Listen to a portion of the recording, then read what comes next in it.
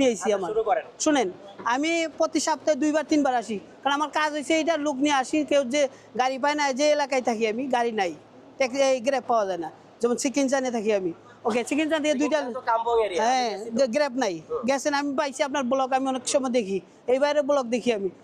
এখন নিয়ে আসি সকালে লোকগুলা সিরিয়াল নেই, ওরা গেট লাগায় বসে আছে, ওনারা সিকিউরিটি দিচ্ছে 2-3 জন করে, ওই মালাই সিকিউরিটি ওরা ঢুকতে দেয় না কারোর, চিল্লাচিল্লি করে। এই যে একজন এসে চিকেন, আমি এসে চিকেন চাতে লোক নিয়ে, কারণ আমি দালালি বালালি কিছু করতেছি না, আমি ভাড়া পাইছি, ভাড়া নিয়ে আইছি। হ্যাঁ আইসছি, আমি ভাড়া দিব, আমার দিব, সারাদিন থাকবো ওনাদের সাথে, আবার নিয়ে যাবো। তো এই যে লোকগুলা ঢুকাইতে পারতেছি না, ওই যে আইসা করতে সব সিরিয়াল নাই।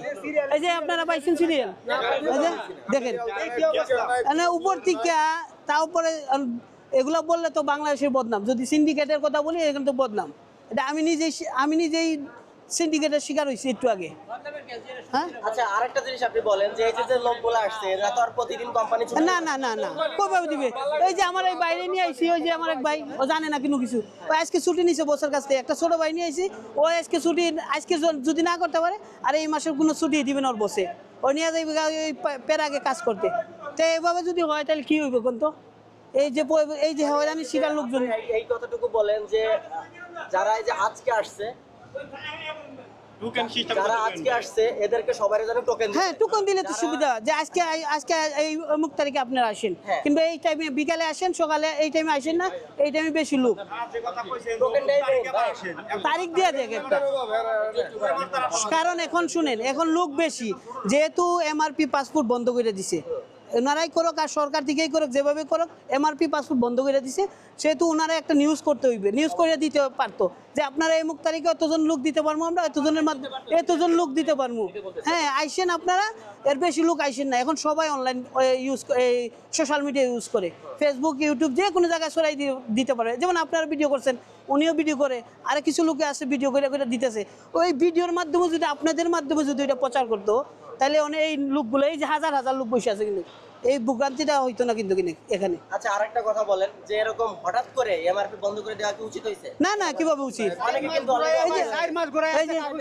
আরেকজনের 7 মাস হয়েছে, 7 মাস হয়েছে, এখনো পাসপোর্ট আসে না। উনি আইছে লাঙ্কাবি থেকে, এই যে লাঙ্কাবি থেকে আইছে।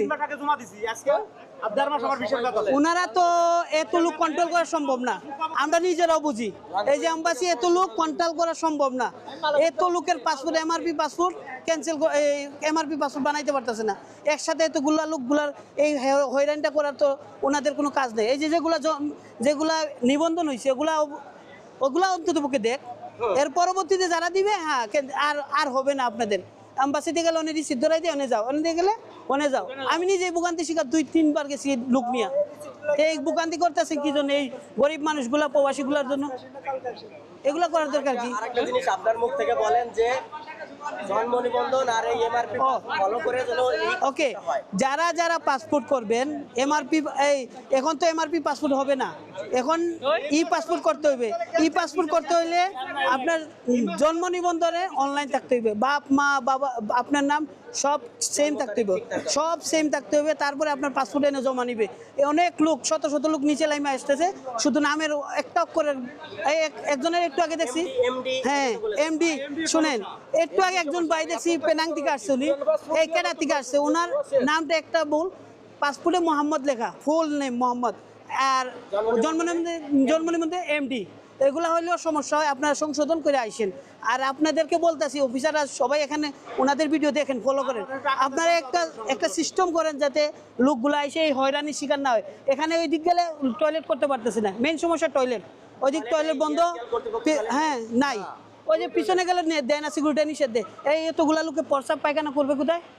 এই যে আমি নিজেও ঘুরতেছি প্রস্রাব করার জন্য, কেন এরা ওইদিকে গেছি, ওই তো সিকিউরিটি না করে, ওই পিছনে ওইদিকে গেছি, অনেক বন্ধ, সব জায়গায় বন্ধ টয়লেটের কোনো সৃষ্টি, এই কর্তৃপক্ষ কোনো ইয়েই এনে একটা টয়লেট যদি বাঙালির জন্য, আমাদের প্রবাসী বাঙালির জন্য নির্দিষ্ট একটা টয়লেট ব্যবহার করতে পারে যেভাবে, ওইটা যদি দিত, তাতে এতগুলা লোকের কষ্ট হয় না।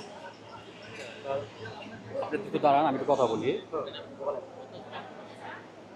আচ্ছা, ভাইয়ের যে কথাগুলো শুনলাম, তো এখানে যে কথাটা বলা হয়েছে আপনার টোকেনের বিষয়টা, তো একজন প্রবাসী ভাই কি পেনাং থেকে আইসা টোকেনটা নিবে, তার পক্ষে সম্ভব না।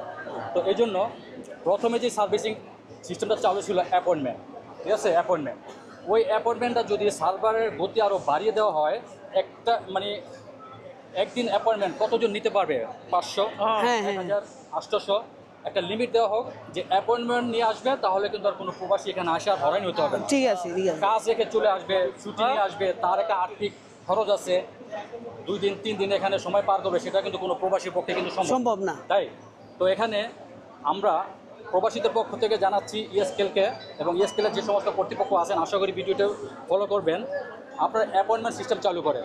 যদি অ্যাপয়েন্টমেন্ট সিস্টেম চালু না করেন, তাহলে এইভাবে সিস্টেম চালু আছে চালু থাকলেও এবং সার্ভারে কিন্তু কাজ করতেছে না। গতকালকে নাকি শুনছি অ্যাপয়েন্টমেন্ট ছাড়াও 1000 লোকের কাজ করছে। এটা এখন কিন্তু ওনারা প্রথমে যে সিস্টেম চালু করছে এটা প্রত্যেকেরা যে যায়। অ্যাপয়েন্টমেন্ট আসলেও নিচ্ছে, অ্যাপয়েন্টমেন্ট যারা না নিচ্ছে তারাও আমরাও শুনছি।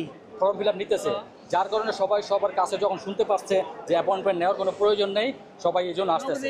আবার অ্যাপয়েন্টমেন্ট নেওয়ার ক্ষেত্রে দেখা গেছে কিছু দালাল আছে, তারা অ্যাপয়েন্টমেন্ট নিয়ে 100 রিঙ্গিত, হ্যাঁ, হ্যাঁ, right, right. 50 রিঙ্গিত এই অ্যাপয়েন্টমেন্ট নেওয়ার ক্ষেত্রে খরচ করতেছে। নিতেছে, একটু আগে 100 রিঙ্গিত দেওয়া হয়েছে। এখন কোনো প্রবাসী যদি অ্যাপয়েন্টমেন্ট নেওয়ার ইচ্ছা থাকে, আপনি একটু কিভাবে আগে নেবেন দিছি 100 এ সম্পর্কে কিন্তু আমার ভিডিও আছে চ্যানেলে, আপনি নিজে নিজে কিন্তু অ্যাপয়েন্টমেন্ট নিতে পারবেন। এক্ষেত্রে কারো কোনো আপনার টাকা দেওয়ার প্রয়োজন নাই। কারো কোনো টাকা পয়সা আপনি দেওয়া তো মোটামুটি ভাবে তো অন্তত ইংলিশটা দেখতে পারেন, মোটামুটি ভাবে। অবশ্যই যারা আপনার মালয়েশিয়া ইংলিশ দেখতে আসছে হবে না। প্রবাসে সবাই তো কম বেশি বুঝে। আপনার ইংলিশ দেখতে হবে না, আমি যে ভিডিও দিছি অ্যাপয়েন্টমেন্ট ভিডিও, কিভাবে অ্যাপয়েন্টমেন্ট নেবেন, সেই ভিডিওটা শুধু ফলো করবেন। আচ্ছা, ঠিক আছে। আরেকটা যে টোকেনের ব্যাপারটা, মনে করেন যে যারা ইনস্ট্যান্ট চলে আসছে, হ্যাঁ, ভাই পাসপোর্ট ভিসা হচ্ছে মানে প্রবাসের সবথেকে মেইন ইম্পর্টেন্ট থিং। অনেকে মনে করেন মাথা খারাপ। সামনে আসুন। এখানে আসে সিরিয়াল পায় নাই, যাগো বিশের মানে অন দ্য স্পট শেষের দিকে তাগো তত তাড়াতাড়ি দিতে পারে তত ভালো সবার জন্য। এরকম এটাই এখন আগামীকালকে আসবে, কেএল এর ভিতরে যারা আছে তারা আসতে পারবে, হ্যাঁ। অথবা দূরে যারা আছে তারা এসে এখন এখানে কোথায় থাকবে, কারো তো আত্মীয় স্বজন নাই। আচ্ছা, অনেক টিভি চ্যানেল নিউজ করছে যে এখানে ফ্লোরে মানুষ শুয়ে আছে। হ্যাঁ, হ্যাঁ, আমি সকালে দেখছি। আইসা। তো এখানে শুয়ে আছে, এখন এখানে শুয়ে থাকাটি সম্ভব সবার? সম্ভব না, এটাও কিন্তু একটা কষ্টদায়ক। এখানে কিন্তু থাকার কোনো ব্যবস্থা এখন নেই। আগামী যারা দূর আজকে থেকে টোকেন দিবে, আগামীকাল যে সে মানে করতে পারবে, এটার কি গ্যারান্টি আছে? আগামীকাল তো আরো অনেক লোক আসবে, তাই না? অ্যাপয়েন্টমেন্টের লোক আসবে, টোকেনের লোক আসবে, এই অ্যাপয়েন্টমেন্ট সারা লোক আসবে। গত কয়দিন আগে আমি আসছি, গত এই 10 দিন আগে মনে হয়, 10-15 দিন আগে আসছি, লোক নিয়ে খালি কিছু না, এখানে একদম ফ্রি ঢুকতেছে বাড়িতেছে। আর যেই এমআরপি পাসপোর্ট ক্যান্সেল করে দিছে সবার, সেই জন্য দেখেন হাজার হাজার লোক আসতেছে প্রতিদিন। একটা বিষয় যে বুকিং এর যে বিষয়টা, বুকিং এর এই বিষয়টা হলো যেই লোক সকালবেলা আসছে, আসার পরে 500 লোক এরা টোকিং দিয়ে ঢুকাইছে। হ্যাঁ, ওকে, এখন বাকি আছে আর 400 লোক, বুঝছেন? 400 লোকের ভিতরে এই 400 লোকের যদি আজকে টোকিং দিয়ে দেয়, কেউ দেওয়া যায় কলারামপুরের ভিতরে অনেক বন্ধু বান্ধব আছে, আর কলারামপুরের ভিতরে বিভিন্ন জায়গায় 30টার ভিতরে থাকা যায়, যে কোনো জায়গায় হোস্টেল আছে। হ্যাঁ, হোটেল আছে। এটা আপনারা অস্বীকার করতে পারবেন না, না, না। হোস্টেল আছে, 20টাও থাকা যায়। হ্যালো, তো যেহেতু থাকা যায়, এখন এই জায়গায় যেহেতু সবাই হ্যালো? বিবৃতি দিয়ে দিছে যে এখন এমআরপি পাসপোর্ট এলাও নাই, ওকে এলাও নাই, এখন ও সবাই এমবাসির সামনে, পাসপোর্টের জন্য স্কুলের সামনে। আছে, আইসা ই পাসপোর্ট করার জন্য আছে। এখন যেই লোক চাইছে, স্কুলের সামনে। এখন ফিরে যাইবো, এই লোকেরা যদি টুকিনটা দিয়ে দেয়, তা আগামীকালকে দেখা গেছে অনেকে আইয়া টুকিন আলগায় দেখাইবো যে আজকে আমার টুকিন আছে। এই লোকেরা বলবো যে আর তোমরা টুকিন যারা যারা পাইছো এরা লাইনে দাঁড়াও, আর বাকি লোক ফার্স্ট সিরিয়ালে ঢুকাই দিবে। বাকি লোক আপনারা লাইনে থাকেন, যারা টোকেন পান নাই আপনারা পাইবেন। এরকম এরকম একটা লিমিট করে দিতে হবে যে এক চাইলাম, বছর আইলাম। আজকে করাবো কিংবা 500 লোক। ঠিক আছে।